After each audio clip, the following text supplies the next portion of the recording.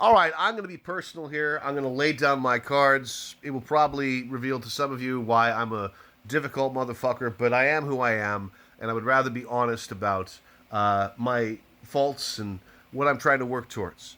And I had to end a friendship yesterday, and I'm obviously not happy about this, but I have to enforce my standards. I have to uphold my own standards about how I'm going to be treated. And the cause of this rift was a friend recommended someone to me. Well, I'm not going to tell you what it was, but it was a very sensitive issue. And this person proceeded to uh, absolutely waste my time and offer a hurtful response back to me, only exacerbating the problem. And I was so upset by this that I screamed at my now former friend on the phone. I said, "What the hell are you doing here? I can't trust you." You know, if I recommend someone to you, now these are my standards, and I know this is like rare, but if I am your friend and I recommend someone to you and they hurt you or they don't do the job, you want to know what I'm doing? Is I'm going through my contacts and I'm finding someone who can absolutely do the job. Because it was my responsibility. My recommendation was my responsibility. My word is my bond. And if that person hurt you, if that person actually wasted your time, I feel personally responsible as a friend. That's what friends do. She just, this friend, she just foisted this person upon me who proved to be absolutely terrible and hurtful. And so I screamed at her, and instead of apologizing, she blamed me, and it suggests very highly that she was probably looking for an excuse to drop me. So I dropped her, and I dropped her in a very peremptory sense.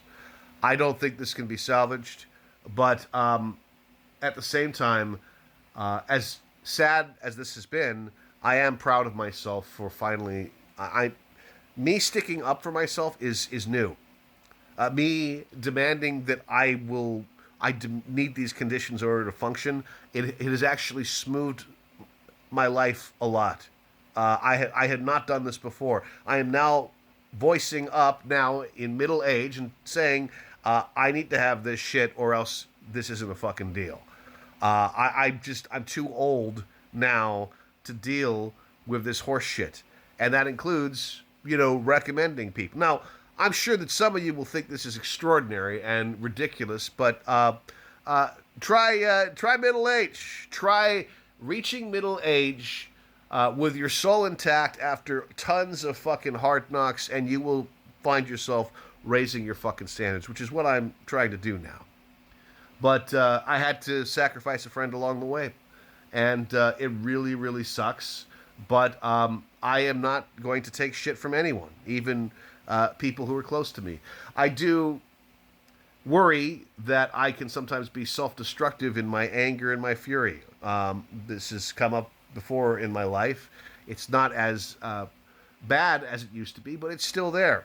And I'm sure it factored into my anger at being betrayed by my friend's recommendation. But if it were me, you would only get top tier people, people who are selected to you. Just as I would never recommend a book to you if you're a specific person, a specific friend.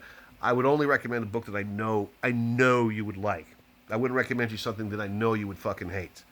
It's a level of bespoke loyalty that I think is in short supply these days, and it makes me a weirdo. And people go, "What the fuck's going on with that guy?" Well, look, these are my standards, and my standards for myself are matching the standards that I allocate to my friends.